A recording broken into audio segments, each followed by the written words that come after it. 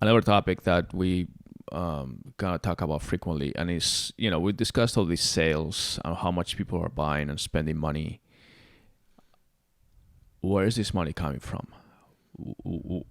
We are in a situation where we've been under a pandemic for 9 months now, approximately, and then unemployment has been the highest. People are like laid off work, businesses are closing, companies are doing bad because nobody's moving. We're restricted as far as where to go. Salaries are, a lot of people are on furlough, whatever. How come we're spending so much money? How come the savings rate can be still above average? I was just looking at statistics. It's not as high as it was back in April. That was the 30-something%, the highest ever been. But we're still at 15%, which is higher, like double what it used to be before pandemic. So if we are not making money and saving more money than normal, where is this money for shopping coming from? Or why is... So you want to know the secret that most people don't understand about economies and the famous Pareto Principle? The majority of spending and the majority of earning in any economy comes from the top 10 to 20%. And if you look at the pandemic, the top 10 to 20% of Americans did very well this year, actually, despite the pandemic. Because even if businesses in certain areas were hurt, a lot of businesses actually did really well. The stock market didn't give a shit. The stock market just flew. Well, I think that's one of the reasons. If you were in the top 10 to 20% of Americans this year, if it weren't for the pandemic, right? If you were just looking, if you let's say took a bird's eye view and you were just looking at your personal finances and didn't know anything about what was going on in the world, and you're a top 10%er in America and you just see your personal finances, you'd probably think, oh, this is a pretty good year, quite frankly. Well, I mean, I have a couple of theories. One is, as you said, stock market. And so, but let me finish. The top 20% of Americans, well, basically the upper middle class and beyond do the majority of spending. Like in the same with e-commerce. But that's usually the case. Right. No matter. But you say, where's all this money coming from? Well, obviously there's a lot of factors, but what is the Fed stimulus? What is the Fed push? Okay, well, the Fed obviously puts a ton of stimulus into bank lending. They're directly buying shares of companies, which is unheard of. Right. They're buying corporate bonds. They're basically helping the stock market. That's all they care about. They want the stock market to keep going up. Well, who owns stock in the United States? Poor people do not own stock. Wealthy people do. People with 401ks and then the rich, those are the people who own stock. And those are majority, the top 20% of Americans. The bottom 80% of Americans, maybe some of them do, but even if they do, it's a very small amount that doesn't make a material difference in their lives. So the top 20% of Americans own the majority of the stock in America. And then on top of that, depending on where you work, your company may have done really well. If you work in tech, this is a great year for you. I mean, tech companies did great this year. In fact, they did better than they would have had there not been a pandemic. Tech did, but there's a number. If you work in look at us. I mean, in e-commerce did phenomenal this year. Yes. The truth is, as bad as it, I don't take any kind of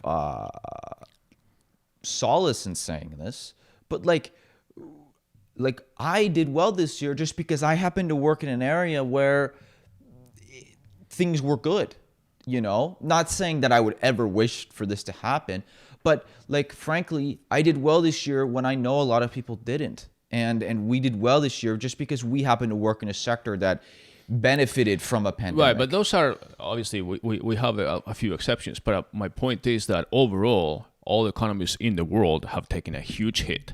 I mean, the debt to GDP ratio is as high as it could be. But this is a case where the rich got richer and the poor got poorer. Absolutely. That's my point. This disproportionately hurts not even the poor, I mean, poor is one thing. Just even if you're More of the middle class, Yeah. lower The middle class class that was moving towards the Yeah. upper middle class are now moved back to the lower middle class. Yes. But the thing is, a lot of people in the service sector and all that are basically Right. in bad shape. Small businesses killed. So a lot of people that have investments or retirement accounts and 401ks, yes, their 401k has increased in value probably about 20% this year or more. But again, it's a 401k. Unless you're retiring, you're not supposed to remove or withdraw money from your 401k unless you have a necessity, which maybe they are. But that's basically money that you will have more when you retire. So, but your take-home income has decreased, so they don't have that kind of money now. Excuse me. So, I think one of the reasons is that the confinement has also made people indirectly save money. If you were used to going once a week to a restaurant or going once a month or whatever to a weekend trip or look whatever. at it very simply like this. If you have a job where you can work from home, you probably did all right this year. Yeah, sure. Maybe your style of living wasn't what you wanted it to be, but at least financially, you were pretty secure if you can work from home. But all the people who can't work from home because their jobs are inherently physical, Right. got totally fucked. Right. And my point is, those are the people who are hurting, but at the same time, the kind of harsh reality, pandemic or no pandemic, is that the server at a restaurant is not the person who's spending a ton of money on Black Friday. No, but that's part of the that's part of what I call or is called the velocity of money. You know, you spend $1 in a restaurant, and then that waiter or waitress has this dollar to go and buy something at Best Buy, and then that Best Buy employee can buy something and then go to a restaurant, and I mean, money starts moving. Right now, if we're just let me know, if you're just buying something, and I go to Amazon, that money goes to Washington State or whatever, Amazon headquarters, and stops.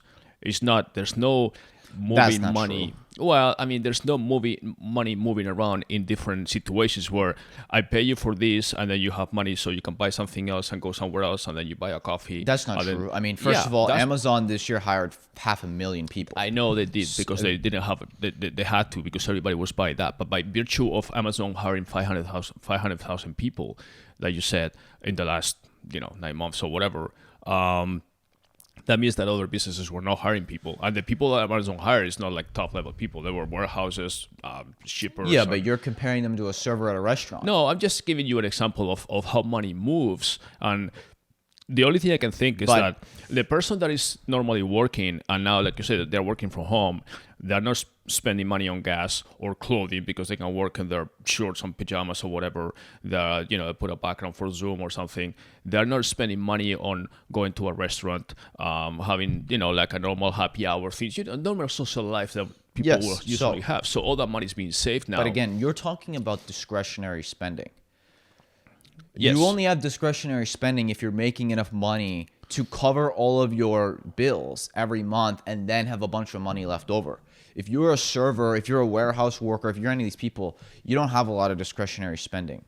So that kind of theory breaks apart. The majority of your money goes to paying your rent, your electricity, yes, you're a your paycheck car to paycheck payment. person. You're paying your loans, Right, your but rent, all that stuff. That's when you talk about I don't know the exact percentage, but I would say a third at least of American workers. Well, that's my point. Those people, they're not the ones who go and spend $300 on Black Friday normally. So that's my point. So is these numbers that we have here, are there, like we just said in China, 70 billion in revenues is because the top 5% are spending all that money, and the rest it's the same here. Is the same thing here now? Yeah. That we're having this illusion that the economy is not doing so bad, and the stock market is up in record numbers. I don't know what the exact number is, but if I had to bet, I would completely bet that the top 20% of Americans, like the 80-20 rule, top 20% of Americans did 80%, if not more, of all the spending on Black Friday.